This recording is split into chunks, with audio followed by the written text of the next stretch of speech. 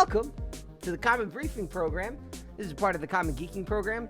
It's a little LLC that I apparently own because I'm such a professional, where we have made a series of different shows, podcasts, espousing our love of geek culture and general bonds and kinship. And we are exercising those this month to bring you the geek news for January 2023. This is not our third time recording this.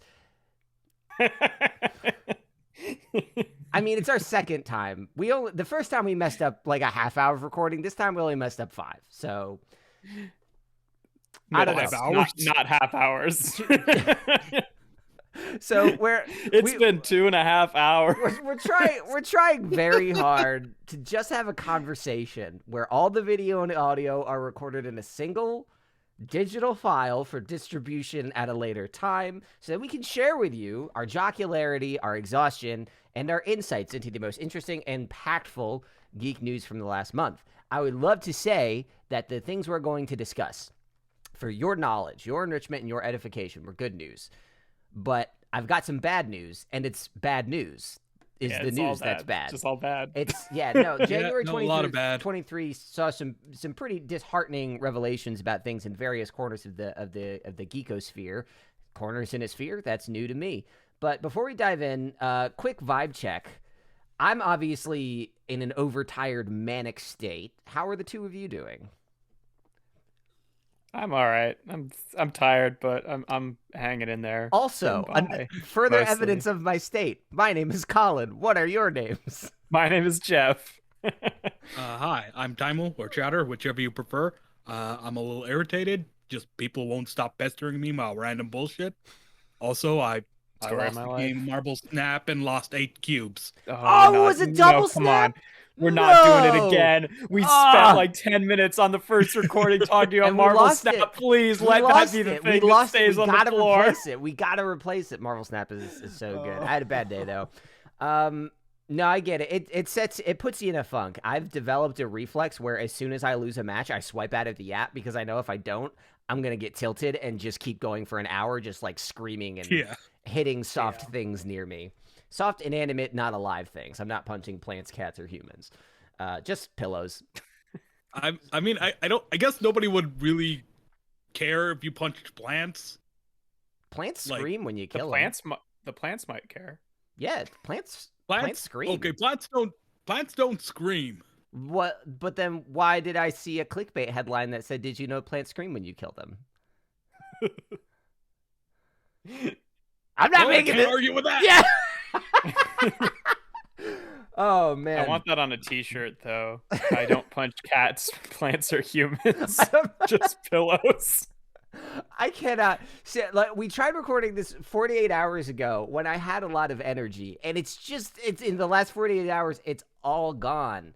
I was about to just very in detail mouth vomit a description of the medical issues I've been experiencing, but nobody wants that. So I'm just gonna hold it inside and channel my angst just and like tiredness. Those kidney stones. There we go. Thank you. Now we're all up to speed. We all know what's going on. Let me tell you, that woke me up faster than any alarm did. Just immediate. I know what's happening. Time to go. Just really, really bad vibes. And I think that's pretty on brand for the stuff that we're about to discuss, because I'm going to kick off this roundtable with news about everybody's favorite false imprisoner and domestic abuser, Rick and Morty. The kidney stone of the entertainment world right now. They've been trying to pass him for 10 years, and he's finally in the toilet. That was one way to say it. Justin Roiland, the creator of such beloved IPs as Rick and Morty and Rick and Morty's fan base and Solar Opposites, High on Life from Squanch Games, Koala Man that just dropped on Hulu. Squanch Games generally. Yeah. He was arrested in 2020 for domestic violence and false imprisonment, of his girlfriend at the time, which means he was arrested for attacking someone and trapping them and not letting him leave. And there was a lot of people that like his IP saying, how are we going to handle this? And the answer is fire him from everything. So not only the creator of these shows, but like the lead actor in every single production he makes, Rick the voice of, and Morty. He's both Morty and Rick, believe it or not. He main character on Solar Opposites. He was the voice of the main gun in High on Life. He just started appearing on like Joel Haver's YouTube channel. Like Joel Haver seems like the nicest guy in the world, and I'm like, wow, what a time to make this association. I'm so sorry. Joel Haver's also all through High on Life, and he's very funny. But so, like, this arrest happened in 2020. Why did it just come out now? Sealed court records. In the year of our Lord. Sealed court records, I see. Sealed court records. Yeah. I don't know if it was just something that was like, kept quiet, even though there was some publicly available information, but clearly they just kept the story from leaking. But NBC reported after reviewing court documents. I don't know if they were just unsealed or if this was the first time someone saw it, but that's also some of the reason that we don't have all the details on the situation, is that some of the stuff is still private. The trial is about to begin, so like, if NBC hadn't reported it in January, we would have heard about it soon anyway, because there's about to be a trial. And unless it's a grand jury, that shit is all to a degree public record. So yeah, and it should be known that like after the story of his arrest broke out, like people in the animation industry and just started coming out with stories of how he texted inappropriate things to minors, sexually assaulted people, was abusive. Just not great. Yeah, just the whole 9 yards. And like someone might want to say, "Oh, it's all just alleged," but like, here's the thing: there's a lot of it. There's a lot of corroborating stories. There's a lot of stories that are uncannily similar. Mm-hmm. It's just way too much. And I mean, for it to be untrue. And without rendering any sort of judgment myself, like, I continue to use the words alleged because, like, it's all on paper. And I don't think using that word means it's trying to, like, downplay anything. It's just like, hey, not when you say it. Not when I say it. when I say it, it's cool. But you got, like, boot or Justin Roiland bootlickers who are like, oh no, same thing when Kanye openly declared his anti-Semitism. You guys should have. I don't really subscribe to any particular subreddits, but that was one hell of a day to click into r/Kanye. That was just miles of copium down that page of being like, but like, is his music still good? And I'm like, you guys are twisting yourselves in knots trying to like keep this person. He made graduation day. Like, I can sort of understand the perspective of being like kind of hesitant about the precedent set up of him being fired from all these projects before there's actually been a conviction. But, it's like there are receipts. So many receipts. The other side of it is like the conviction side of it doesn't usually play into these things. It's a branding thing. Right. I mean, look at every major like studio firing, from Louis C.K. to James Gunn, to like look at the spectrum of like serious to like backtracking. Like, it's always just, how is this going to hit our PR and our bottom line? Right. What really strikes for me, because I generally, at least among the folks that we talk about, in terms of how we react to these things, I tend to be a little less on the pitchfork side of things and just be a little more like, let me absorb the information and figure it out. But also, you should, if people are hurting other people, you should take them away from a position where they could do that every single time, no question. Yes, yeah, like, for sure. Not a question. And what really speaks to me about this is, like, obviously there was an arrest, so this is not someone saying like, oh, this happened and yada yada yada. Right. This is something that like what is documented in our nation's wonderful and infallible policing system. But also, you've got 4 companies. You got Disney, you've got Warner Brothers, you've got Squanch. I guess maybe just like but like those big three umbrellas. And I forget who published. Was it Microsoft that published it? Was it Annapurna? I don't remember who published High on Life, but or if it was self-published. But like, there is no conviction. There's just an arrest. The arrest is years old, but he was fired from all of them, which means Yeah. none of the companies feel comfortable standing by him. That could be a judgment on how companies handle their brands nowadays. But these are also 3 separate entities that typically, when you have employees and you have a human resources department, when shit like this comes up, there's an investigation.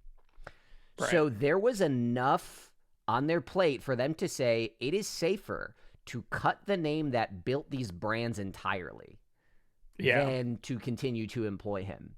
So there are receipts. There is an arrest.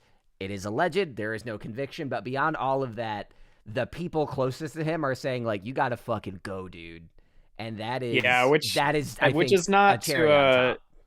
Not to, you know, and I don't think you are, and that's not to give too much praise to these companies either, because if this shit's been going on for so long, like, I'm sure that they've been covering it up until it got out, and now it's like, you know. Mm-hmm.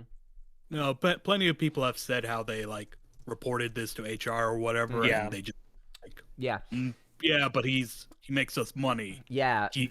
Talent. And I do wonder how, like, especially projects like Rick and Morty are gonna do afterwards, because, like, I know that they've been basically greenlit for what, like, up to 10 seasons. Yeah, I think Rick and Morty has sort of 3 or 4 more seasons under the belt. They're contracted out to at least 100.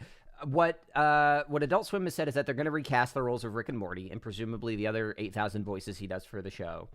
Yeah, the rest of the show. Yeah. So they'll keep the few side characters that are voiced by other people. The important thing to note is that, like, even though he's like a creator, he's not a showrunner of any of these shows. Like, Mike McMahon runs Solar Opposites, and I don't know if it's still Dan Harmon. I haven't kept up with Rick and Morty in years, but, like, he's involved in the writing process, but he is not the writer. So yeah, it's true. I mean, some of those shows have an element of sort of like improv in the dialogue stage too. So he is like a presence in the comedy of it. Yeah, his creative instincts are still a huge part of the show.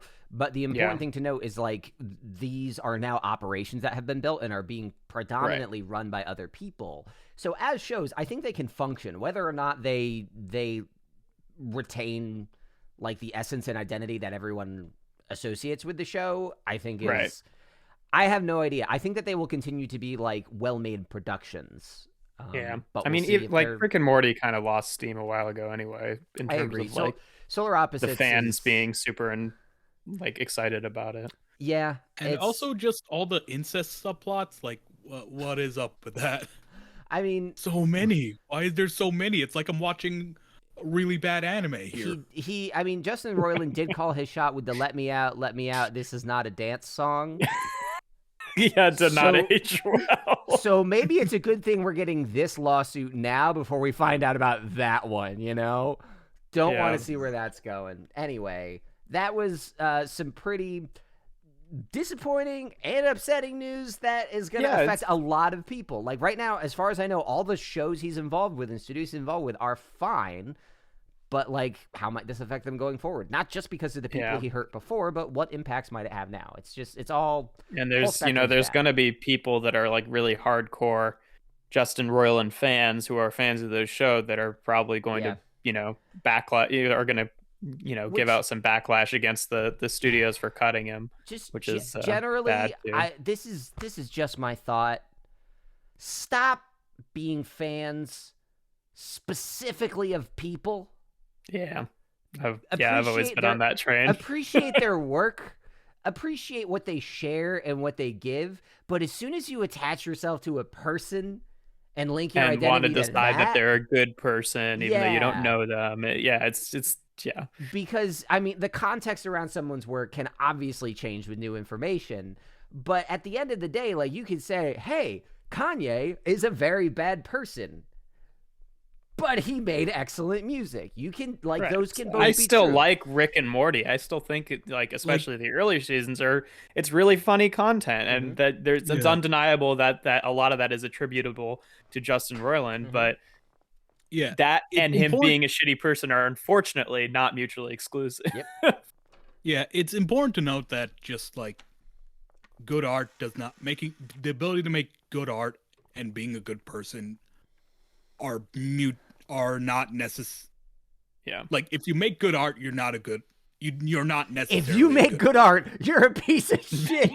You should fucking leave. You know, it's coming out to be more and more that way each passing year. Seems like so. I mean, but like, here's the thing: so many people believe that, where it's like, oh, you gotta be a little bit of an asshole to make art. You don't. You can be. You don't. It is a way to accomplish things. But, like, the only reason we focus on the assholes is because it's intrinsically interesting to see that dichotomy. To see he's unlikable, but he produces stuff that we like. Like, oh my god, cognitive dissonance. Yes. Yeah. That's just a way of living. Yeah.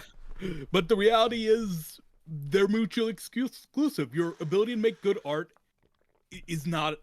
It has nothing to do with your nature as a person. Yeah. So, you know... But also, Chowder... Yes. They're not. Hold on, I need to get the most... Mutually exclusive means that they can't exist at the same time. So they're not mutually exclusive because you can make good art and be a bad person. Okay.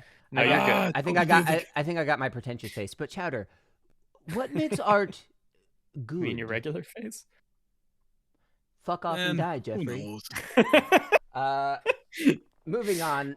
But yeah, this sucks. I have a few things to talk about in the video game space. Hot on the heels of the smash success of High on Life, that went great, was an Xbox showcase after a year of not pumping out any of their own IP and delaying titles and a bunch of behind-the-scenes rumors about what's going on. Xbox Game Pass, while continuing to be a popular service, didn't really have many titles under its belt. So they started off in January. Well, they ended January. Started off the year with a thing saying like, hey, here's our Forza game. Here's Redfall. Here's a new Minecraft spinoff. Here's all the big shit for the first half of the year. And then also the people that made The Evil Within made a very cheeky anime cel-shaded looking rhythm combat game that's like Devil May Cry meets Guitar Hero. And it's the best. Yeah. And it's free on Game Pass, and it's out today. And it is currently the highest reviewed like user score on Metacritic for I think the last year, aside from Elden Ring and God of War Ragnarok. Yeah, like it's weird because they just like dropped it like, oh, here it is, like zero promotion, and it's like, hey, and it's not like they didn't have things to brag about. Interesting and unique art style that is reminiscent of comic books or like Saturday morning cartoons. The creators of like The Evil Within, particularly Shinji Mikami, who is known for making multiple Resident Evil games, including Resident Evil 4, a very important game that like kind of like standardized how cameras, 3D cameras work in games in AAA games.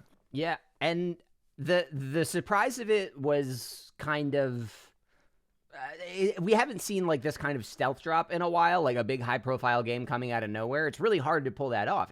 They succeeded in keeping it a secret. They succeeded in rolling it out. There were like no hiccups, and it just worked. And I'm a little more than halfway through the game.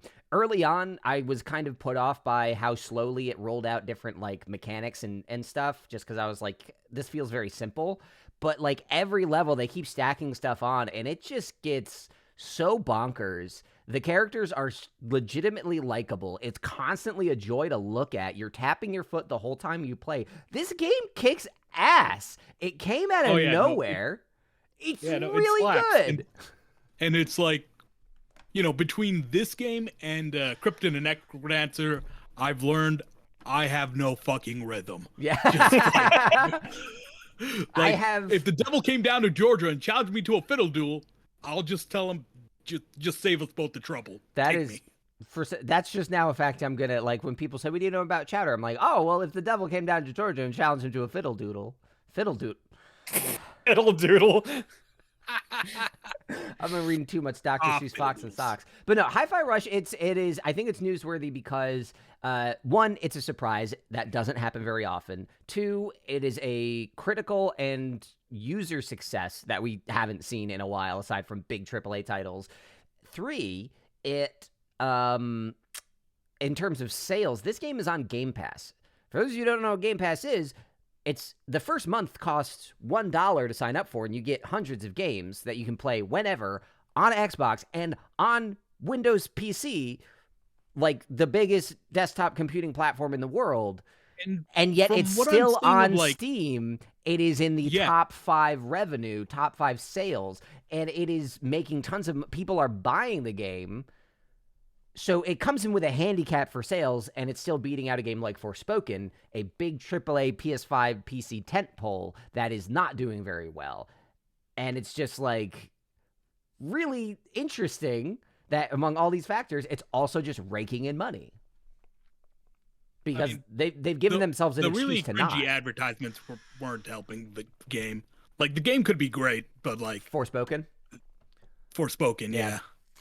Yeah, I mean, I have been generally unenthused by everything I've seen about it, but I haven't played it, so I can't really comment beyond the promotional same. Material, I don't actually know the quality of the game, but like that advertising was not helping it. It was I'm basically just using my PS5 to go through like the tent poles, like the God of War games, Spider-Man, and Last of Us. So that's really about it. But Hi-Fi Rush is an absolute delight that has pulled off a lot of surprises, and it's worth your attention. On the other side of the Xbox spectrum, Halo's been not doing super hot lately. After launching a game to widespread critical commercial success, the live service offerings of the game slowly fell apart, and everybody realized, like, oh, there wasn't actually really a content roadmap, and some of the features we wanted aren't in the game. And it took them a year to add some of those back. There's still not a coherent content roadmap for the game, and we just got a report after years of swirling rumors confirming some of our worst fears, which is Jason Schreier, who is basically if Jason Schreier's writing an article about your game studio, you fucked. That's basically his reputation. Published an article saying that after the recent Microsoft they call him the Angel of Death. I mean, he's a very reputable, thorough reporter. Oh yeah, no, absolutely. He has done some incredible work in revealing some of the worst issues in the games industry. And this, like, very informed exposés. Yeah, and this one is not like earth-shattering, but I mean, Halo is, a pretty massive franchise, and come to find out, the execs have been asleep at the wheel after some of the recent layoffs at Microsoft. We'll talk more about those later. 343 Industries, the company that runs Halo now for Microsoft, a lot of their former developers, no longer with the company, have been saying that a lot of the issues with the game have been due to managerial incompetence. So there's already this bad taste in our mouths of, like, the Halo show wasn't great. Halo Infinite's falling apart. We're hearing these stories that the people in charge don't have their shit together. And then Jason Schreier drops a thing that says they have not been working on any post-launch content. They're focusing exclusively on multiplayer. Their next game is being developed by a third party that has done great work for Halo before, but also that they put all this work into the Subspace engine, which is what they used to run the game, but it's so hard to work with that they're just going to pivot to Unreal. So they've been spending this whole time trying to design new Halo games for Unreal instead of talking about additions to Halo Infinite, which, I quote, is their 10-year platform for Halo. Yeah. And then all those people got fired. So Halo is also in a bad spot. To note on the fired part, foreshadowing for because there are a lot of layoffs and firings in January.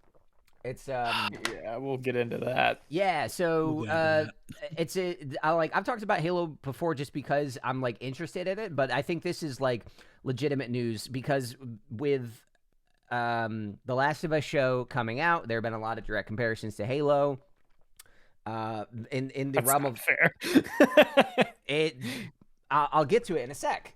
But I mean, there have been a lot of direct comparisons to Halo. There were some really good faith moves on the part of the game that like won a lot of people back. But it's still just like this is the thing that made Xbox. This is the thing that made controller shooters possible. And the way that Resident Evil 4 revolutionized third-person cameras, this revolutionized first-person cameras. It's like it is a cultural touchstone for a lot of people, and Microsoft is Microsofting it, just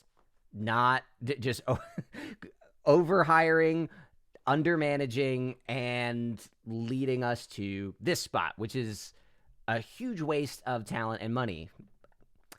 But then that leads us to a great use of talent and money, which is, of course, the Last of Us television program.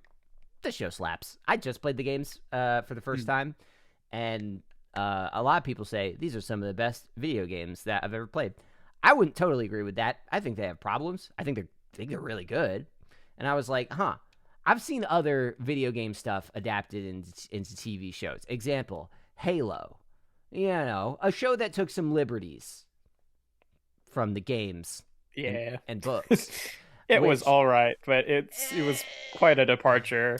It was, there were parts of the Halo show that I really liked, and then parts where I was just like pretty unenthused. So on the whole, like, I have no interest in watching it again, and I'm like, they really have to do something compelling with season 2 to get my attention. Not so, says The Last of Us. What if we took frames from the game and put them in the show? What if we stuck to the script so unflinchingly that it was like you were playing the game again? But then also, because we're not bound to the pacing of gameplay, filled it in with additional details and cast Pedro Pascal in the lead. It turns out that's how you make a really fucking good television show.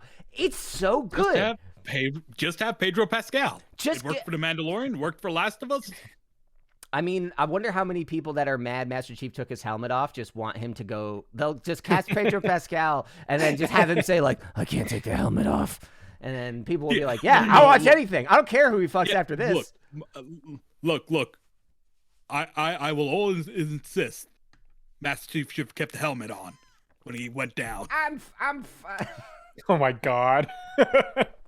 I thought you were going to say something serious. Fucking never mind. But no, the show is legitimately wonderful. And I think the reason it's news is not just that HBO has another Sunday night hit on its hands. Season 3 and episode 3 in particular has gotten a lot of accolades. It's something I don't want to overhype because I don't want to like set unrealistic expectations, because episode 3 departs from the game in some interesting ways. It sets itself apart from other mainstream TV shows in some pretty interesting ways, and it has Nick Offerman in some pretty interesting ways. So it's really just a slam dunk where 99% of people enjoy it. Bigots are review bombing it, and the people saying that they didn't like the episode are getting swarmed by people calling them, and this is the most common word I can find, is joyless, which is just like about time. Which there's no mudslinging. There's no like about time that review idiot. Bombers get review bombed. Well, but I mean, like, you read an article. I'm reading an article dissecting like why this person didn't like the episode, because I like to see like, what did I miss? What did my rose-tinted glasses not let me see? And then at the end of it is just comments of saying like, I don't think you know what love feels like. And like, not in like a you heartless bastard, but like, I think you should ask someone about this. And I kind of agree. The Last of Us show, at least make it to episode 3. And that's all that's come out at the time of this recording. Maybe it goes to shit after this. Who knows? But so far, extremely strong, extremely compelling. And the 3rd episode touched me very deeply. Those are my stories.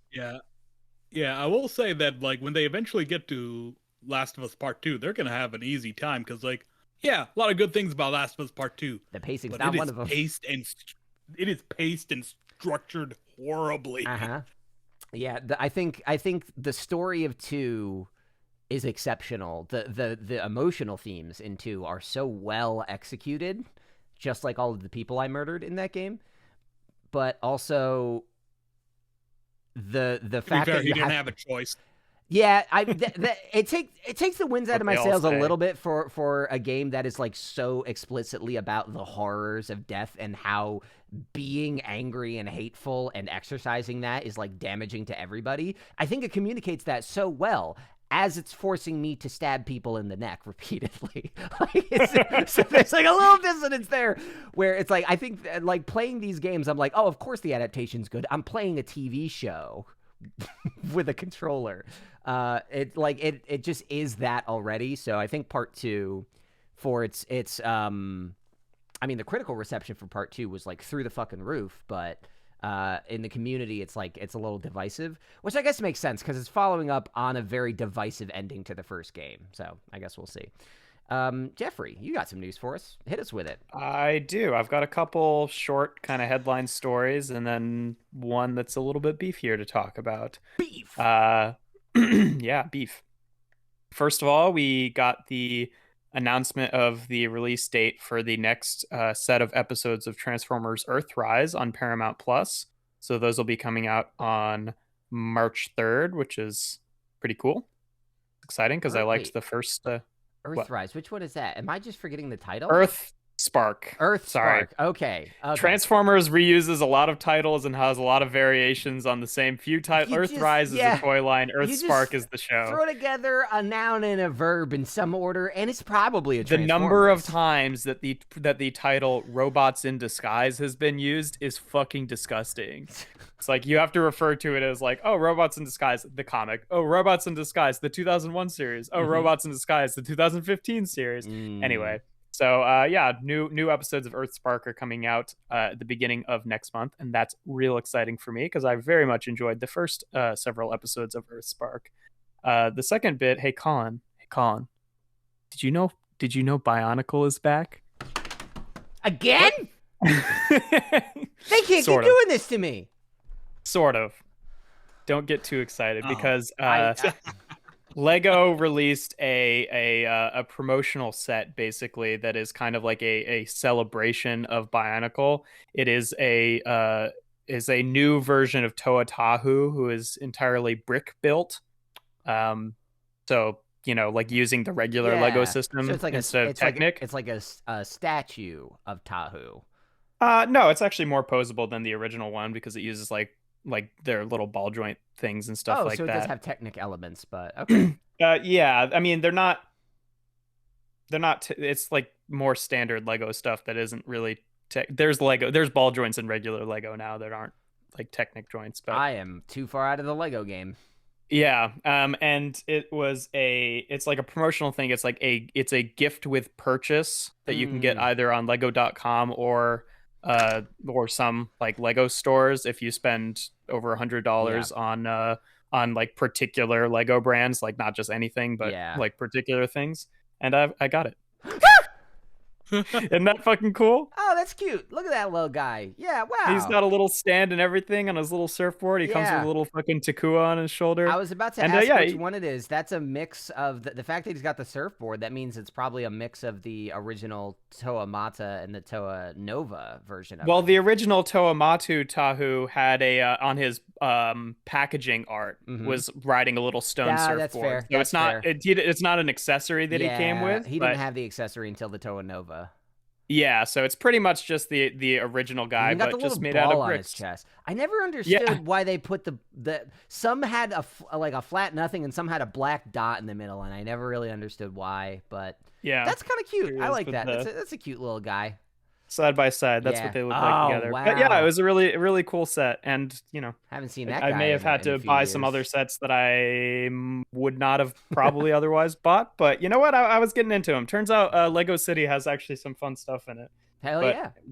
We'll save that for another time. That's exciting. That was a little bit. That's lovely. A fun little thing that I've been seeing a lot about, and I had to pick up. And our last story is not quite as fun, though. It kind of turns around to be probably net slightly better than before. We're going to be talking about the Wizards of the Coast and Dungeons and Dragons open gaming license debacle that happened this month, or OGL for the OGs.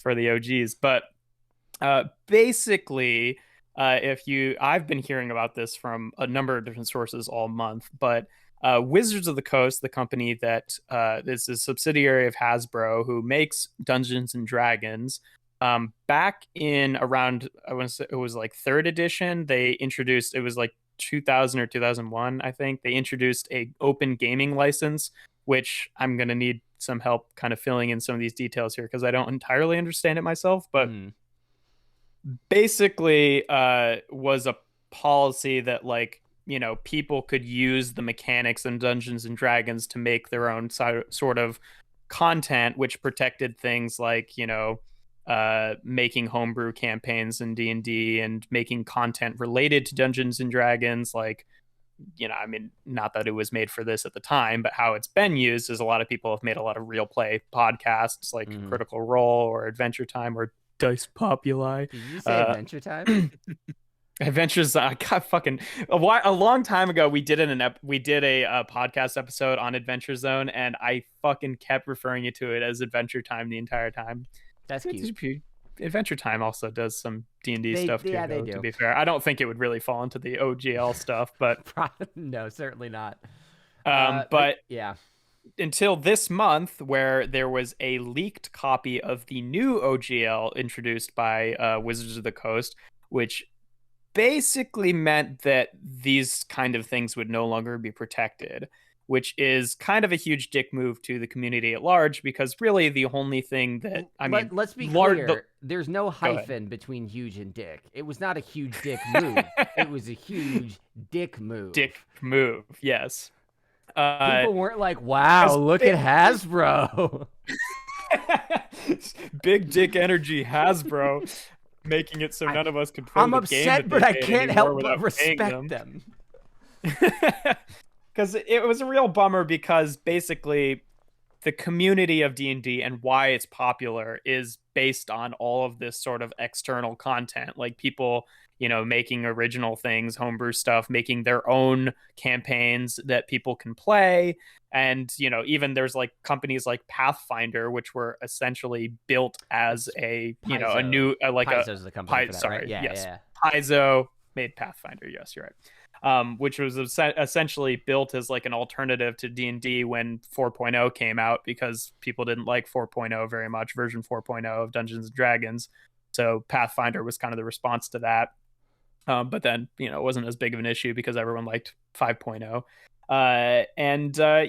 This new OGL was essentially looking to make all of that no longer kosher, which caused a lot of outcry in the community, and things like people were going and canceling their D&D Beyond subscriptions in protest. Yeah.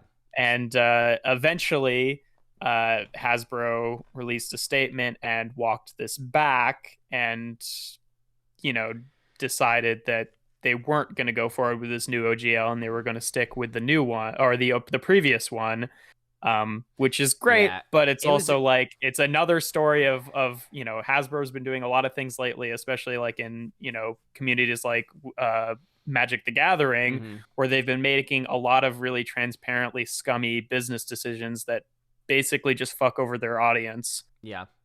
And this seemed to be another example of that. Yeah, some specifics on what the OGL 1.2 was supposed to do based on the leaked draft, which came out, which was revealed in the end of December.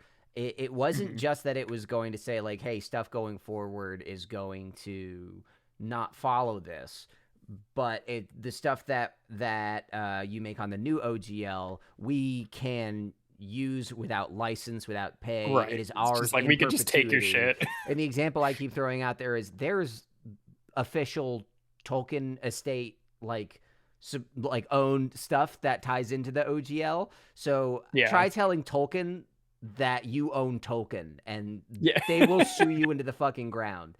They don't mess with that at all. But the other thing about it is that there was an attempt in the language of this draft to say that the OGL 1.0A, which is what everything is currently based on, is no longer valid. It is rendered legally void. And that was a claim that a lot of people were like, we don't know if you can even legally do that. But that's what they were trying to do. That was the intent of this leaked draft. Now, we don't know if this was something that like Hasbro presented and Wizards was like, no, we got to revise it or whatever. We don't know we don't know all the details on it, but somebody on Hasbro's payroll sat down and made this. So these ideas are being discussed regardless of what happened. Yeah. And like they've come out and said like, oh, it wasn't our intention to like, try to steal people's things. We were just trying to protect ourselves from like yada, yada, yada, XYZ situation. And it's just like, And I mean, like, even if that were true, that would be pretty stupid to have, it's like a pretty big hole in it if it like basically invalidates all this stuff that makes the game enjoyable for a lot of people. Like, it's either stupid. There's no in between. Also, there's like some serious contradictions with like, oh, we're just trying to keep NFTs being made, and it's like, you have Transformers NFTs. Yeah, I call bullshit well, on that. Yeah. So I am not a very cynical person in this regard. I try to find like what's the shitty way to interpret this, but I always push myself away from that because at the end of the day, more people are dumber than they are mean. That's just, I mean, you know, for all the people that have called me an asshole, I'm more of an idiot than an asshole. I just piss people off. So That's a lot to unpack there. yeah, just take that at face value, nothing to read into. But looking at how this was published, it was leaked. There were like 2 to 3 weeks of Hasbro saying nothing, of Wizards saying nothing. It wasn't until there was a campaign for everyone to cancel their D&D Beyond subscriptions, which is one of the few ways they make money on D&D. Right. The term that they kept that kept getting thrown around was that D&D is under monetized. And while it's generally true because you've got something that's, books and knowledge at its core, and like you can copy and paste the information in a book and put it online and then put it on websites. Like, how often have you like Googled something for D&D real quick and you get it from something that's not Wizards of the Coast based? Like, that's so common. Yeah. There are so many ways that they're not making money. Easier to do that than to flip through a physical book or even the PDF that you own. So I mean, like, they're not wrong to say that because just inherently their stuff is so universally accessible through a variety of means that they cannot get paid from. So you look at a way to make money off of it, and D&D Beyond subscriptions are one of the few consistent ways to do that. So once you start hitting them there, they're gonna feel it. The other thing that's happening around the same time is there's a big budget movie coming out, so people are like, we don't need a boycott on a movie. This is a pretty volatile time for the film industry. Yeah. So like, hey, one of the other few ways that you can make a lot of money off of this. But our friend Ryan at Dice Populi also keeps reminding us, like, there are Kickstarters for OGL based content that get millions of dollars, and Hasbro sees none of that. Yeah. So it makes sense for a company to say, like, how do we get a piece of that pie? I don't think that it's good or healthy in this particular instance because it cuts directly against what this community is built on.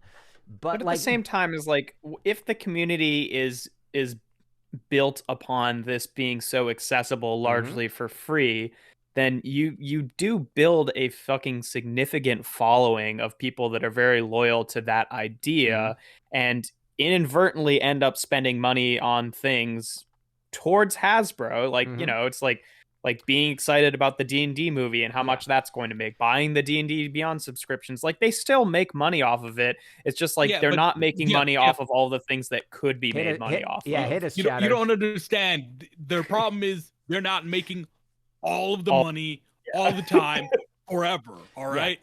Which is like, I think more and more people every day are kind of realizing that attitude is maybe crumbling the fabric of our society in some pretty important ways. What was the term? I don't know if it was coined recently or if I just read about it recently, but like some analyst came up with the term enshittification, which is how which is called how platforms die. The way that they say it is like you start with an idea that consumers love. That's step 1. Step 2, you betray the consumers for your shareholders. And then step 3, you betray your shareholders for more money, and then you die. Yeah. And this feels very much like the betray your consumers part of things. Yeah. I don't know how much that holds up. But yeah, at the end of the day, at first they said, okay, we're going to rethink this new OGL that we're going to make. But then they said, we're not going to make a new one. We're leaving this one in place, and we're going to make sure more stuff is set up with our SRD guidelines and compatible with this. So yeah, net win. So it's like net win, and it's like it's good and it's bad to an extent, because on the one hand, it's always bad to see a company try to fuck over people regardless of whether or not they're successful at it. But on the other hand, it is kind of nice to see a community just like very quickly be like, no, fuck you to this, and have them actually respond to it. It's like it was a real swarm of white blood cells on that motherfucker. I am real glad that this month has not been filled with me seeing just like endless like Wizards of the Coast shills defending this decision. You know what I mean? It's like it's true. been yeah. There was nobody saying like, I don't know, I think Justin Roiland is kind of net good. This was universally like, fuck you. Right. Yeah. No, like, in a rare case, the consumer whatever you want to call them, they won out. But you know, like there are dark clouds on the horizon. Even if things have turned out pretty darn good, there's a strong sense of distrust in Hasbro and Wizards of the Coast. And, you know, if my opinion is, I think part of the problem is they've basically got a monopoly going on, so they can do whatever the fuck they want. I think part of it's hard to really say that they have a full monopoly though on role-playing games, because there are like other, you know, alternatives, and at the same time it's like you can always play D&D without paying for it. But it can still be like a practical monopoly, even if it's not technical. Yes. Like there are other alternatives, but like they dominate so much, and it does sometimes feel like people are unwilling to try something different outside of D&D. Like you'll see like a lot of home brews or house rules, where like people try to Here's how you turn Dungeons and Dragons into a cyberpunk game. Yeah, exactly. There's a game called Cyberpunk. Yeah, exactly. You know, like, so I don't know. Maybe... Yeah, I mean, sometimes it's just easier to not learn a new rule set and stuff like that. Like, I get it. I get it. There are some complicated systems out there, but like, there's also plenty of easy to get into systems too. Okay, you don't have to do Blades in the Dark if you don't want. True. If you want like a fantasy heist, there are other alternatives to even that. Yeah. So you know, I think diversifying is gonna be a big solution to. And that's another win that came out of this. Once it became apparent that the OGL might go away, Paizo, the company that made Pathfinder, immediately came out and said, like, we're going to spearhead an effort to develop a new OGL, a new legal framework that will be available to everyone all the time forever. And then... Until they get too popular. Until they get too popular and Hasbro buys them out. And then they betray the consumer for the shareholder. And shitification. You either die the hero or live long enough to see yourself become the villain. And shitified. So, but that's the thing is that once Hasbro came out and said, we're just not going to do it anymore, Paizo said, cool, we're still going to do this. So we're still going to see big name companies pushing for this. And I mean, Chowder, you're complaining about lack of diversification and learning new systems. This was a lightning bolt to a lot of people saying like, oh, this might become untenable. Let me start trying other things. Who knows how many will do it and follow through. But I'll tell you what, every time I've tried a new system, I've had fun. And I don't have a ton of time for TTRPGs, but And to be clear, like, we didn't talk about this too much, but like, a lot of the things that I've been seeing about people who aren't like super following the situation being like, how does this actually stop individual players from playing D&D? And mostly the answer is it wouldn't, right? It wouldn't. It's mostly the problem for the supplemental content, and it's a huge problem for the people who, like, you know, as their own career, like, make supplementary D&D content, because like there's basically people who have built their careers around like either making real play podcasts or, you know, just like making independent artwork for role-playing purposes and stuff like that. And those are the people that this would have fucked over the most, not necessarily, you know, like an individual wanting to play a vanilla game of D&D. Like, it wouldn't have really affected that experience a whole lot, but aside from just feeling bad about it. But so it's a net win, but I mean, again, someone at Hasbro still wrote that document. So who knows what the scheme one failed does not mean there won't be a scheme two. Yeah. Dr. Robotnik is the bad guy in every game, not just one. You mean Eggman? It's your turn. I'm not going to go down that rabbit hole, Chatter. What you got for me? That hedgehog hole, sorry. Oh, Mr. Needle Mouse hole. Oh, I didn't like saying that. Okay. So I'm going to start off with the shakiest piece of news here. Okay. Oh, I don't like shaky news in my podcast. What do you? I'm gonna hit you. Okay. God, this is all surprises. We lost our recording before Chatter started. Oh yeah, we have no idea what Chatter's gonna hit us with. The rehearsal stops here. Yeah, according to a leak on 4chan, there's going to be a Final Fantasy IX remake that will be announced during the Final Fantasy 35th anniversary presentation.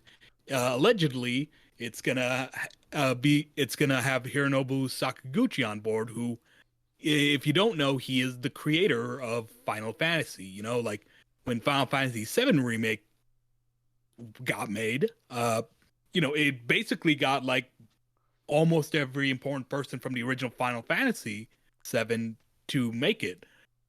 One of the people missing was Sakaguchi, so it'd be kind of cool to see him return to the series. I'm laughing at Colin. I wasn't gonna laugh until I noticed Jeff caught me smirking.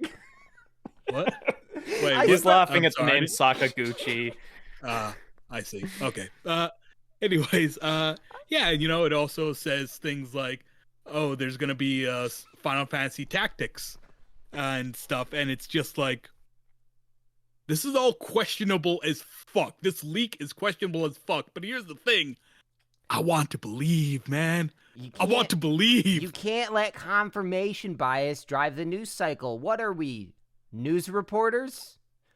Boom! Shots fired! The mainstream media. Yeah. I don't know. I tend to be super skeptical of stuff that's oh, wait, guys, here's a leak that confirms everything we've wanted to hear. You ever wanted. Yeah. Santa's real. He's giving out hand jobs. I was about to say sucking dick, but we're on the same fucking Santa wavelength. We have very bad relationships with Christmas. No, this is questionable as fuck. But I want to believe, man. Final Fantasy IX is like one of my favorite games, one of my favorite stories. It is an amazing game, and I would kill for a remake of that. You know what I always that gets say? Like that Final Fantasy VII treatment, yeah. When you are craving fulfillment and purpose in life, go to 4chan. That's what I always say. You could really find yourself there. They'll make sure to cut you down to size. Really make sure that you want nothing, that you just stew in a pit of despair. Cool. Story of my life. If only. Fingers crossed for Final Fantasy. It's not out of this world. Anyway, speaking of the last one, so. Speaking of hope and the fucking of it, let's talk about all the layoffs that have been going on in there it is different companies. Let's see. Google cuts 12,000 jobs. Riot Games, they make a bunch of fucking layoffs. Comixology, it's gonna be shut down, and thus everyone working on a really useful site for getting comic books gone. Both consumer and worker are screwed over. Microsoft is laying off 10,000 people in order to try to save what is it, like 69? No, not 69. 1 point something billion dollars. Even though at some point they were planning to buy Activision Blizzard for 69 billion. They are. They probably still are. They're still trying to do that. Yeah, still trying to do that. It's just they have to get through a court case first. Expense of people's lives. Yeah. No lawsuits have been brought yet. The FTC is considering blocking it, but we don't know for sure. Oh my god, I didn't see that there was a person in the background. That was some Silent Hill shit for a second. Oh my goodness. Oh my god. Season 2 of Inside Job, show that Netflix already greenlit, canceled. Everyone who was working on that show, get the hell out. Amazon laid off 12,000. Amazon laid off 12,000 exactly. Let's see, more canceled animations like what is this show called? Hey, the show that Dead End, yeah. The show that Jocelyn and I worked on, Pantheon. Oh yeah. Canceled also and taken canceled, off yeah. AMC Plus. Oh yeah. Season 2, also as far as I know, canceled. in the can, never coming out. A show that a show that I'm not familiar with, Dead End, it got canceled too. People really like that, and it didn't deserve to go out like that. I just want everyone to internalize and remember all of this. The next time you start to see companies complaining about worker shortages, just want that to live in your head. This is actually important because regardless of why the layoffs happen, whether layoffs are effective and like achieve the goals that they are meant to achieve and the impact it has, all of these major tech companies, the places that are cutting tens of thousands of jobs at a time, after the pandemic began and work from home happened, I mean, obviously a lot of tech companies saw enormous growth, and a lot of extra revenue because some labor is using their stuff, and they started hiring like crazy. And a few months ago, hiring freezes started going into effect into most of these companies. Apple notably hasn't had layoffs yet, to the best of my knowledge, probably not coming because they were a little tighter around the belt in the first place. But like the most generous possible read on this situation is things looked really good for a second. They got overeager and overhired, and now they have to cut back. That is the most good faith way to interpret it. That is the most good faith way. But here's the reality: we're like, what season? Like shareholder meetings are all scheduled for all of them, and it's obvious that these firings are just so they can be like, look at how much growth we've made in our money, because like here's the thing, none of them are like losing money. They're all making more money than we can comprehend, even by giant company standards. And most of the things that look bad, such as stock prices dropping and things like that, and I am maybe the least qualified economist in this country to say anything about money, but I mean the interest rates that the Fed is making to combat inflation has been taking a toll on the stock market. And of course, what do shareholders care about? They care about stock prices. So they want the companies to do something to help stock prices. But they can't change what the Fed is doing, so they fire people. And then they're like, shareholders are like, hey, you did something. And then they're happy about it because that's what it comes down to. It's accountability to the shareholders. And firings that maybe didn't need to happen, because if you look at it, I mean, Microsoft detailed how they're handling severance.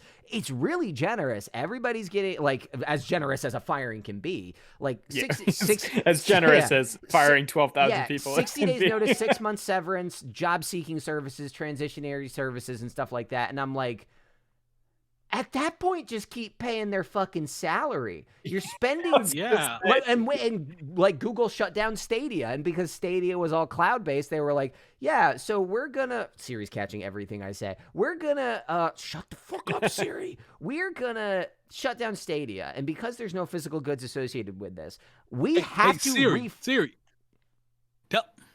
tell Microsoft, tell Google, tell Apple. She's listening again! But, like, think about it. Google's like, we need to save money, so we're going to cut Stadia. I don't know all the operating costs of Stadia, but they had to refund every single purchase on the platform from day one. Yeah, it's just nuts. And it's like, I'm sure that to somebody this makes sense or gives a perception of being a financially sound decision to appease a shareholder. But, like, again, like I said, the most good faith way you can interpret this is overhiring and then correcting for that. But there is not a tremendous amount of money being saved in the short term, and this is solving a short-term problem. Yep. Lots of people are out of jobs, and these companies don't have the labor they need all look to like do assholes. all the things they need to do, and they all look like assholes. Exactly. Yeah, it is. And at the end of the day, I read it. I think this was in Wall Street Journal. I don't remember who read it, who wrote it, but it was it was basically saying, like, here are all the studies that prove that layoffs don't work. I need to find a source for that. If you want to keep talking, I can pull this up and let you know what I'm talking about. Let's see. What else can we really say other than it's full of shit? Let's see. Netflix. I mean, why are you just investing all this money on stuff and then going, nah, fuck it, never mind? That's been the ongoing story. Well, Amazon. Netflix. Why did you bother buying Comixology if you didn't have any plans to do anything with it? They were a great service, and y'all screwed it up. That's interesting. All right, I want to bite into that because, like, is that like trying to just like get rid of like an easy source for getting comics so that Amazon? Because like, how much fucking market does Amazon have in selling comic books? I mean, it's all in Comixology. They sell everything, but They sell everything, but it's all. But like Comixology makes it easy. They're pretty. They own Comixology, so they should be making money off it. If right. And yeah, it's it seems like if they were trying to just snuff out a competitor, that surely buying them would just be the easier thing rather than buying them and then shutting them down. Yeah, it just doesn't on paper feel like it. Like when did they buy Comixology? Like right before shutting it down, or like a while ago? A while ago, couple of years ago. Oh, okay.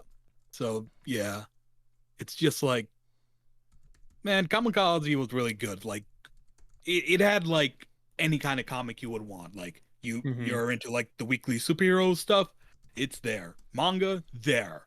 Indie stuff, there. Graphic novels, there. It all in like one easy place. It was a great way to get introduced to all sorts of stuff, you know. But it went downhill. But no more. Let's see. Yeah, I can't find the exact thing I'm looking for, but like, yeah, it's pretty astonishing to see how many things have happened so quickly, and there's very little to show for it. Unless you're a shareholder, like it's not really helping. And like Chowder said, these companies are still making money hand over fist, and most of the signs that things are going badly are due to economic factors outside of a company's control. And it's like, I get that they need to react. They need to react to that, obviously. But it always drives me nuts because it's like, yeah, but hey guys, the same thing is affecting your competitors. So like. But and so if your competitor's going to make a move, you need to compete and you need to match them. You don't understand. Well, yes, I know, I understand, I get it. They just suck, but it all makes me mad. All of the time, forever. Yeah, I mean, it's naive to say like just keep everyone employed forever, but hey, maybe, just maybe, 100% of the livelihood of every citizen in the richest nation on the world shouldn't be tied to gainful employment when this is how employment is treated. Yeah. Speaking of like lack of control and also shitty things in tech, want to talk about how a Twitch streamer paid for deepfakes? Christ, we're talking about this. I hate. Oh yeah. Wait, he paid for them? Yeah. Oh yeah, no, he paid for deepfake porn of his fellow female streamers. It's fucked. He paid like for that. The main woman, right? What is her name? QT Cinderella. Didn't she? Is this the same person? Like I thought I read somewhere that like she was close enough with him. Like he's like involved with Ludwig, who's her husband, and like they're close enough friends that she like contributed to his fucking wedding. And now he's looking up fucking AI generated porn of her. Like that's so fucked up. Super fucked. And that's ultimately like, I was gonna say smaller. Well, wait, let's go over the situation. Give me a summary, because clearly I don't know all the details. What is happening? So basically, what is the guy's what Twitch streamer? The Twitch streamer who paid for those deep fakes is Atrioc. Who, of the banished. The article I'm looking at is Twitch streamer Atrioc gives tearful apology after paying for deepfakes of female streamers by Callum Peterson. The main thing because he was streaming and he like pulled open a tab on his desktop which had a blink and you missed it. Because he left his porn tab open? Yep. Yeah, and people he didn't it didn't leave. Go ahead, sorry. Atrioc for looking at deepfakes of other streamers. In the clip, Atrioc briefly shows his tabs, one of which was allegedly a deepfake website. The website sells access to deepfake images and videos of female Twitch streamers, including Pokimane, Maya Higa, and QT Cinderella. The images and videos are graphic in nature, which is, the general gist of it. So basically, the technology here, if you're unfamiliar, is it's using like deepfakes AI technology to make fake porn of a person who never consensually recorded anything. Which, to be fair, is not a new problem. I think it is actually 95% plus of all deepfakes with this now incredibly accessible, powerful technology is porn. Yeah. Which is maybe something horrendous. Our Congress should take a look at. Yeah, except the problem is our Congress is full of people that don't understand that deepfakes exist because they're all 300 years old. The one point I will give to Facebook is and have zero curiosity for the world. The one good thing I'll say about Facebook is that when Mark Zuckerberg was in Congress and it's like, how do you make money if you don't sell your stuff to customers? And then Mark Zuckerberg was just like, we run ads. And the senator had no comeback. So that's the level of technological literacy we're dealing with. Yeah. Yeah, and it's just like, look, everyone, the moment like deepfakes became a thing, everyone predicted, oh, this is going to be used for basically revenge porn. And it's like, yep. Not even that. Not even just revenge, just like regular old being shitty and just like, oh, I like that person's public persona. I want to see what they look like naked, and they're not doing it, so I might as well make it myself. Yeah. Yeah, like, I don't know. Sometimes just give it as a gift. Like, hey, Jeff, I noticed you haven't done any porn recently. I made some porn of you for your birthday. I hope you enjoy it. And then I already sold it on the internet. Yeah, I did an atrocious thing. I'm kickstarting your adult film career. Hey, you're welcome. Do you have an open Jeff license? I need to know if you have an open Jeff license. No. OGL for the layman, or OJL for the layman. Well, there's your episode title. It's okay. Anyways, so like, you know, and like, you know, a similar problem is happening with like with artists and like, you know, AI being used to like, because here's the thing about how AI works. It's not really AI. We should call it algorithmic intelligence. Yeah. Algorithm. Which would still be AI, to be fair. Exactly. Easy transition. Yeah, and it's like it takes like all the pictures that have been posted online and like uses that to like create algorithms that like makes drawings out of them. And you know, the problem is it's using drawings and intellectual material by people who never consented to it. This giant library is completely made up of it pulls from everything. There's actually there is one of the companies at the center of all this is the company Stable Diffusion, or is that just the software that they make? Stable Diffusion. That's the software, I believe. Okay, Creative ML, Open Rail, developers stability. Okay, so the makers of Stable Diffusion are currently being sued because, you know, this is the company that Cutie Cinderella is suing. No, she's like the. No, okay. So this is broader tech news stuff, just to talk about like the ethics of this.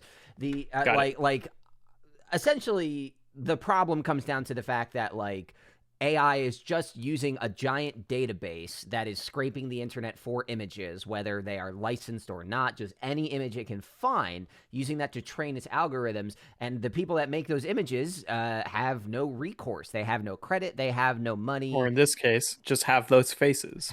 They have those faces. But I mean, so at the center of it, like the ethics of this sort of algorithmic, you know, assembly of this information is about to hit the courts for the first time, because some of these tools are last 6 months new, but I don't think there's any saving that I don't think you can possibly make an argument that ethics aside of that side of it, that making porn of somebody without their consent is okay. I think that's just straight up and down evil. So and you know, this technology, it threatens it just threatens like the autonomy of like people, because, you know, I should have a right to say I don't want to be in porn and not be in porn, you know? And also one of those situations where if the political figures, if Congress doesn't move on this, then people should start making it of Congress people. Start making the AA porn of congressmen, then they'll start moving on it real quick. Oh yeah, and it's like Jeff, you're a fucking madman genius, and I love you. with the art AI, it's dangerous because it threatens the livelihood and jobs of artists. Like, look, Yeah. Which again, it's already it's already a job that like is hard to like make a living off of. Yeah. And like here and like, you know, and we all know how capitalism operates. It doesn't matter that these AIs make shittier versions of what the trained professionals do. It's cheaper. The fact that it's cheaper, faster, companies, people, they will use this stuff And the thing is, to push out the artist, or at least force them to charge lower. the thing is, this would be less of an ethical issue if it wasn't a livelihood and a financial question. The biggest thing is that it hits the bottom lines of independent creators and of people that are having their work not explicitly stolen from them, but utilized, and then they get absolutely nothing for it. It's the flow of money that tinges this, I think more than anything else anyways, that tinges this with such like a dark, gross air.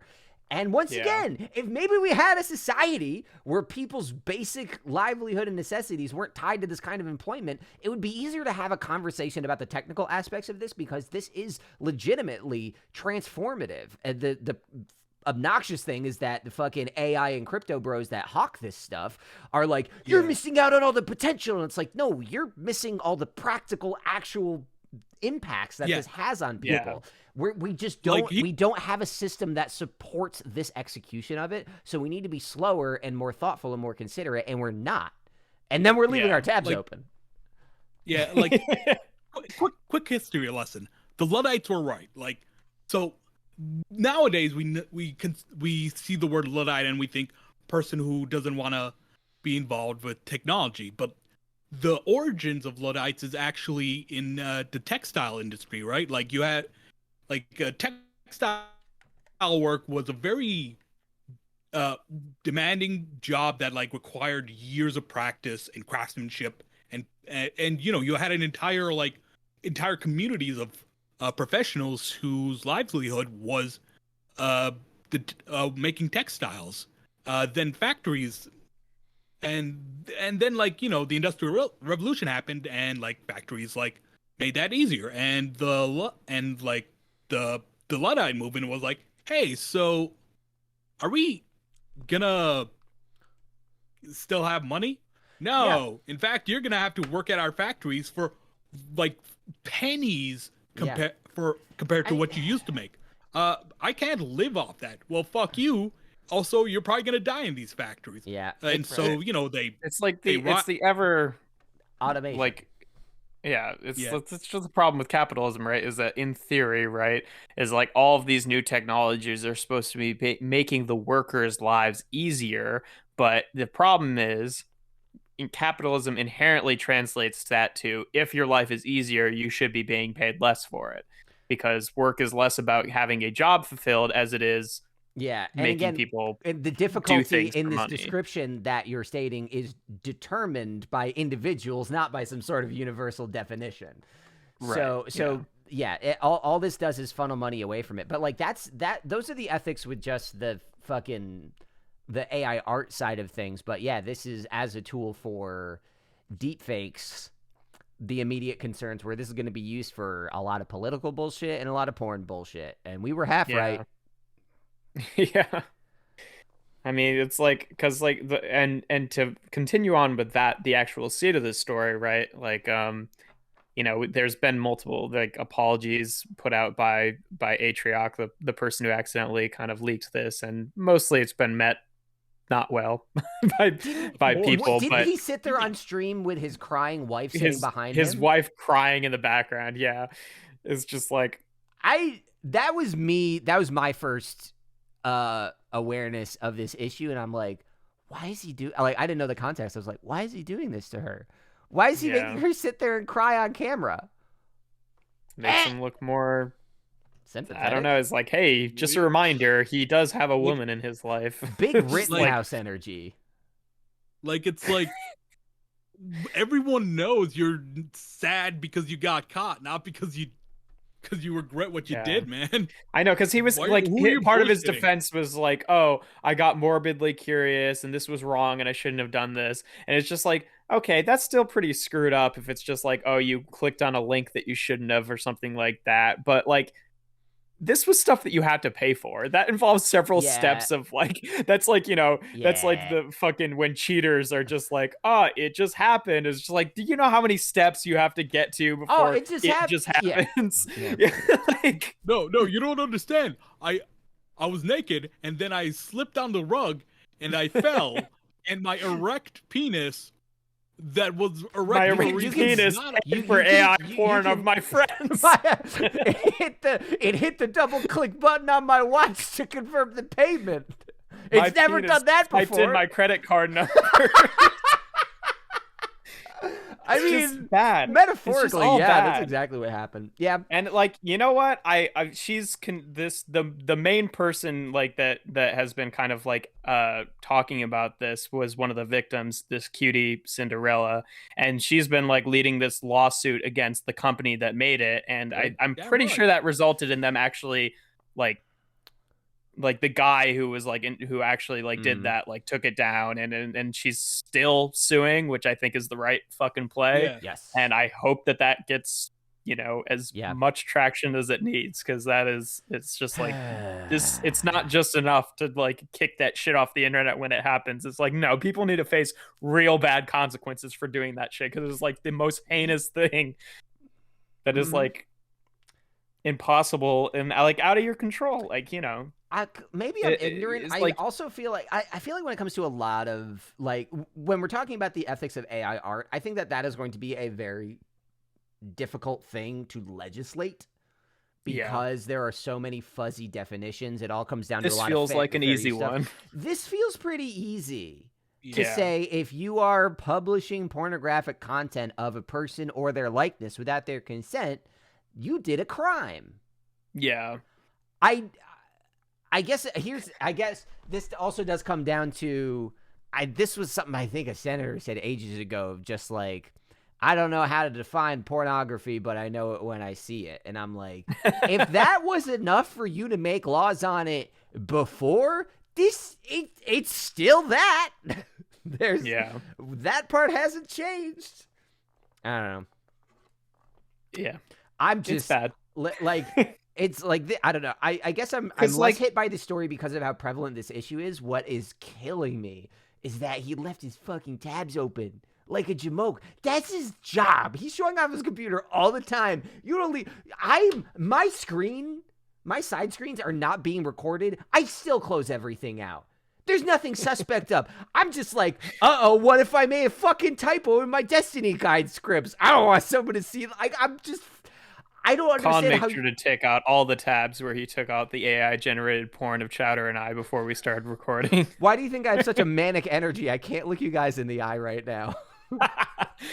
Oh, Christ. I get so freaked out in any sort of interaction with anyone. I don't know how. That is the way you get busted. I feel embarrassed if people are looking at my computer that they might see that Bulbapedia is one of my fucking saved. Right? That's the way. That is exactly the wavelength. It's one of my bookmarks. Yeah. But I do like that you have Bulba. That's so wholesome. Yeah, dude, like I get nervous that like something will just get taken out of context. Like one time I was like, watching a show and like and some guy's dick started typing in a credit card number, and it was just like kind of did it for and me. And like the villain was like having like some sort of like evil monologue, and it was something like and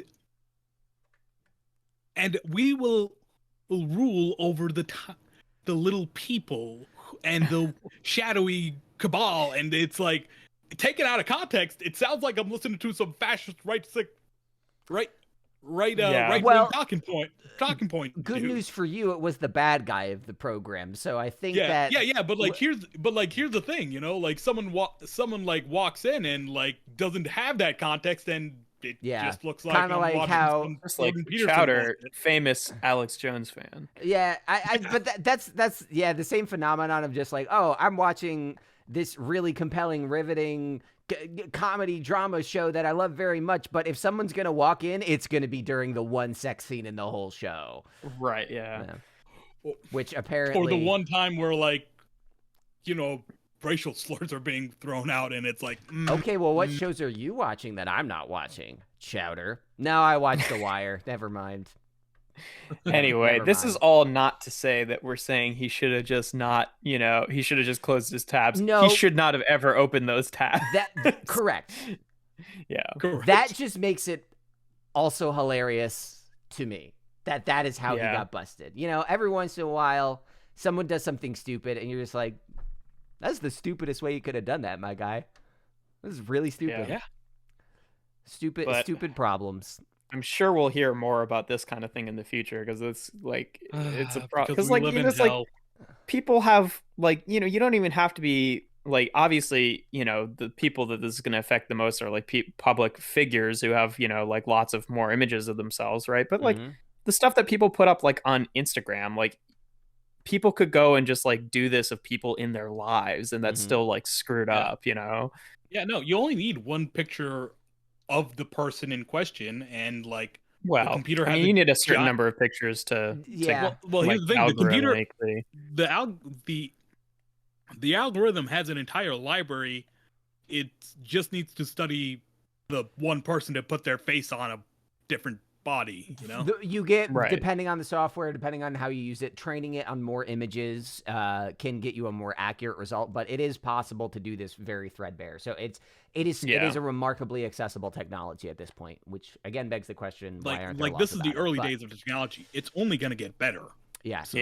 So, like I said, January, a lot of bad news. But I'm going to take us out of the news recap here. We've gone quite a bit longer in this conversation than I expected, given that like half of it was, meticulously scripted and rehearsed.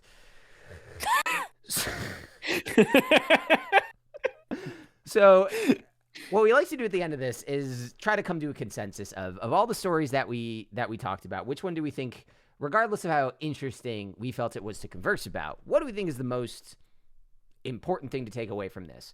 If you somehow sat through all of this and left the tab open on your stream by accident, what is the one bit of information that you should internalize and share with other people for the sake of awareness, for the sake of community?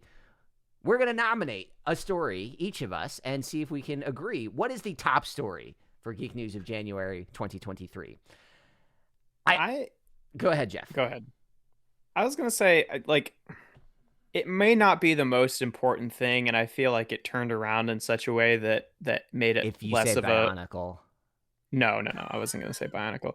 And it kind of turned around in such a way that made it not as big of a story as some of these other things. But I for sure know the thing that I heard the most about this month was the OGL stuff from Wizards of the Coast. So I think that's going to be my biggest thing. I mean, I think that like the deepfake porn is fucking more societally important, but that's a continuing story. And as Geek News goes, there has been very few upsets that have been as like sort of all over the place as the OGL shit over the past month. How you feeling, Chowder? It's a toss up between all the fucking layoffs or the deepfake bullshit. Just like it's all bad. Yeah, like with the deepfake bullshit, the more immediately concerning thing is the deepfake porn. But like even the AI art is bad, just because like yeah, but that's been even if we ignore the livelihoods of people, even if we ignore like how like new artists are gonna be discouraged from getting in because how do you compete with a computer? It's just like you draw the correct number of fingers. We're already sick of like samey by the numbers corporate sludge. Imagine how much more of that we're gonna get if we let AI make our art, Yeah. I think and like the Corridor Crew channel, they do a lot with AI stuff, and they're constantly talking about the ethics. I'm always a little like, because like they're clearly benefiting from its use. So them trying to say like, oh, we land in the middle, like I think take their arguments with a grain of salt, but they are at least knowledgeable on it, and they are using this stuff in like interesting and creative ways. So like looking at these as tools rather than platforms, I think. Yeah, there's no disputing what they could do for the world, but I think then we're getting into less geek news and more like tech news, philosophical stuff, which is worth discussing. At the end of the day, like I could see it developing that way, Chowder, but also like I've seen some images that I think are pretty good that were developed by AI. The problem is the circumstances surrounding it more so than what's actually being produced. Yeah, because like, if it was all just kind of generic and shit, then it wouldn't be as big of a problem it is. The problem is that it is good, and that's what's threatening. No, like I'm not saying like it's not good. I'm saying it's cookie cutter. It's like AI can't create new things. It is the average of but it's using novel things that already exist out into the world, so that it can still make stuff that's. Yes, the thing that is interesting is that it can be bespoke, because you can't just say, "Hey, I drew a picture of an elephant." You can't then say like, "Okay, well, can you turn it into a deer?" No, I can draw another thing.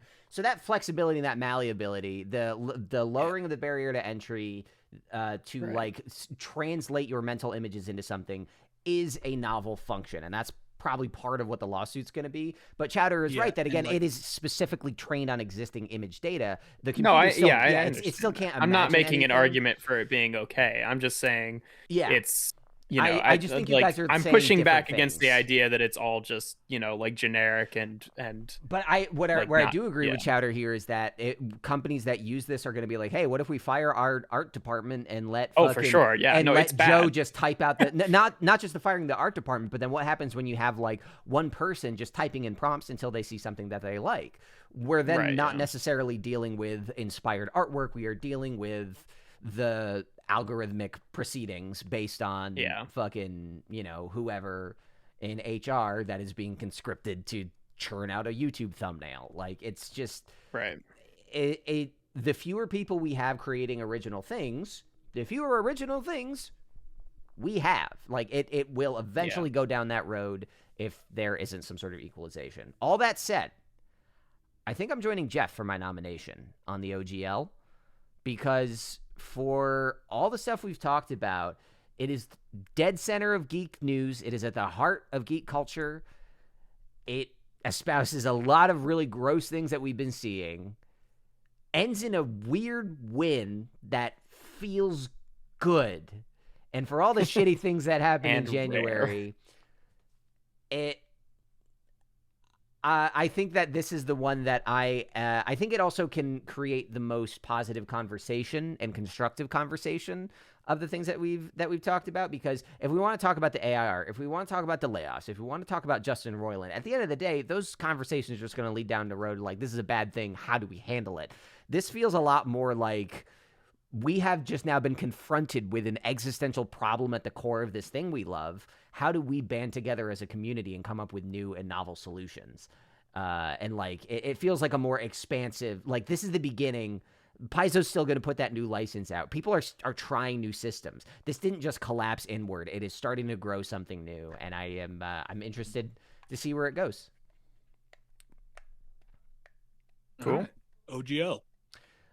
So yeah, the open game license debacle is what, as a group, we believe is going to be the story you should pay the most attention to. It is worth reading some of the details on it, because the timeline of this, it was so poorly handled by the company that it is hard not to laugh at it.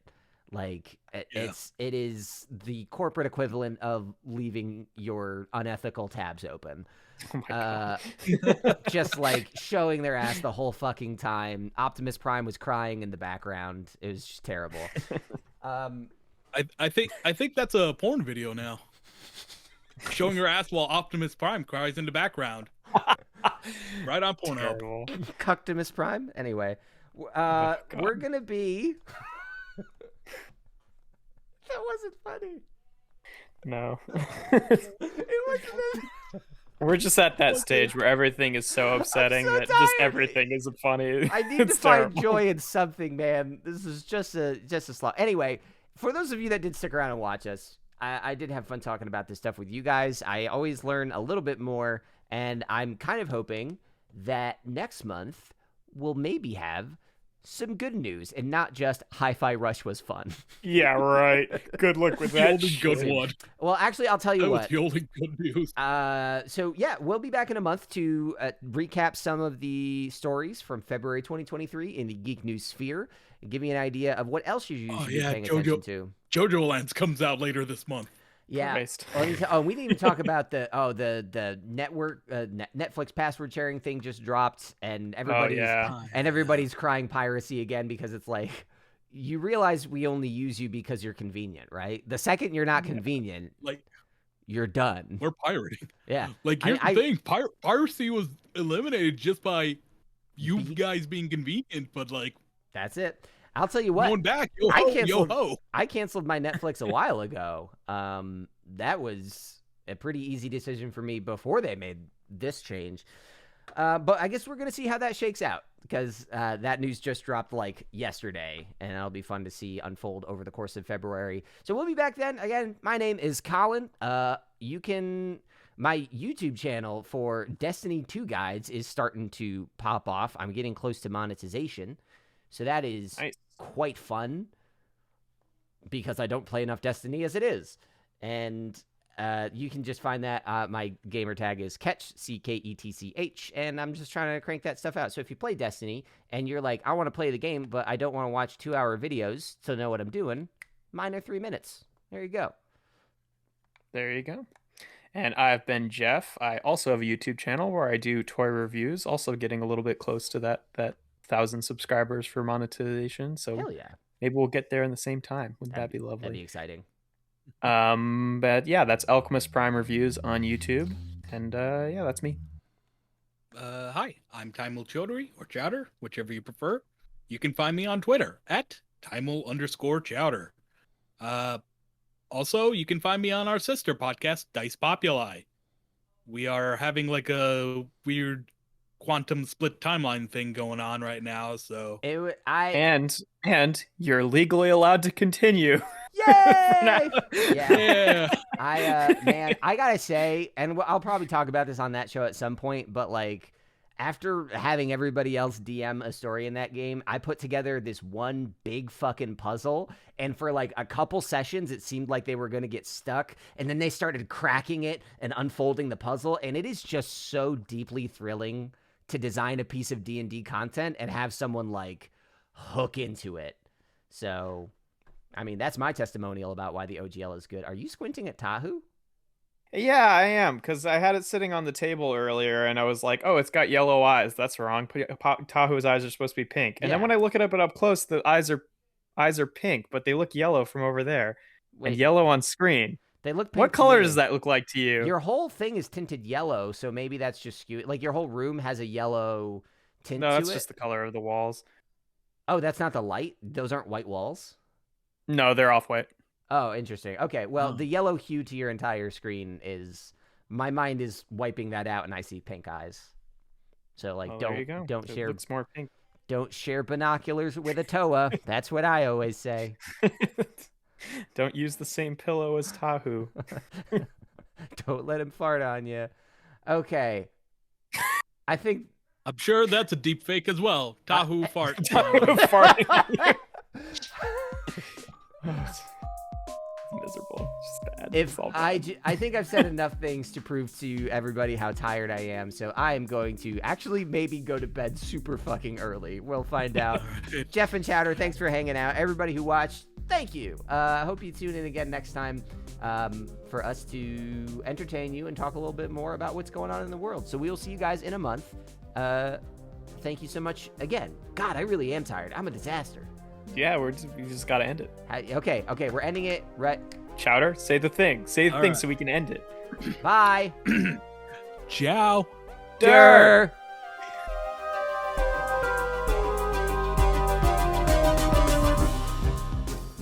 Brought to you by 3 assholes.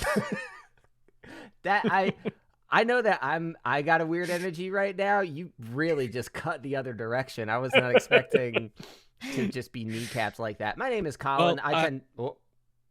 At least we're clean assholes, all right? Well, okay, I got a clean asshole. I don't know about these two. It's getting worse. I don't have so much worse. I don't have a bidet, so how clean could I be, you know? I take showers. That